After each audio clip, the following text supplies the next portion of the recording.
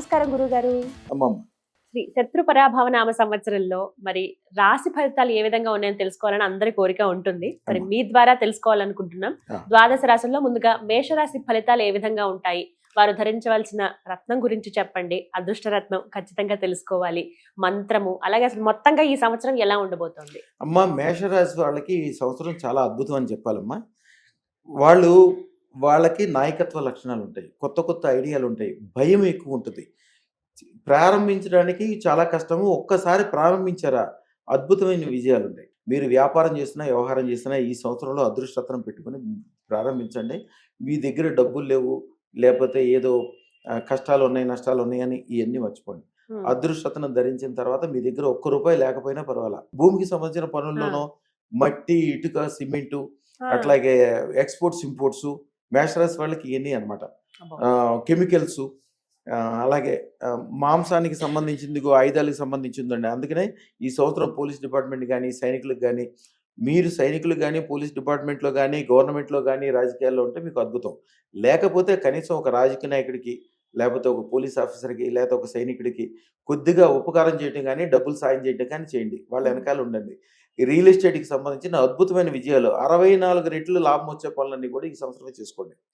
ఈ సంవత్సరం చాలా జాగ్రత్తగా ఉండండి. చెడు కూడా జరిగే అవకాశం ఉంటుంది. ఏదన్నా యాక్సిడెంట్లు అయ్యే అవకాశం ఉన్న చోటుకి పోవద్దు. ఎవరన్నా కత్తులు ఉండే చోటకి, తుపాకులు ఉండే చోటకి, ఆయుధాలు ఉండే చోటకి, ఎవరన్నా ఇద్దరు పోట్లాడుకుంటే మధ్యలో వెళ్ళటం అవసరమే లేదు. ఎవరితోటి యుద్ధం చేయొద్దు.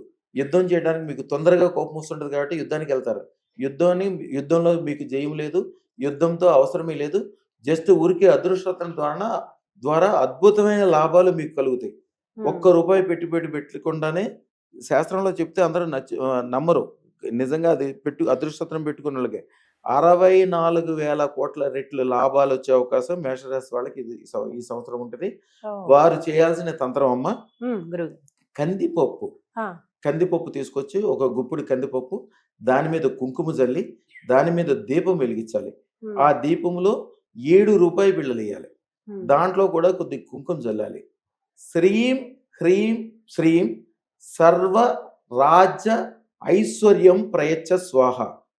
మేషరాశికి అధిపతి కుజుడు. కుజుడు అంటే భూమి, మట్టి, ఇటుక, సిమెంటు, కెమికల్స్, ఎక్స్పోర్ట్స్, ఇంపోర్ట్స్, ఔషధాలు, వీటన్నిటి కూడా ఆయనే అధిపతి. ఈ సంవత్సరం అద్భుతమైన లాభాలు సంపాదించడానికి, ఒక 10 సంవత్సరాల తర్వాత చూస్తే నిజంగా 64,000 కోట్ల రెట్లకు అద్భుతమైన సంపదలు సంపాదిస్తారు.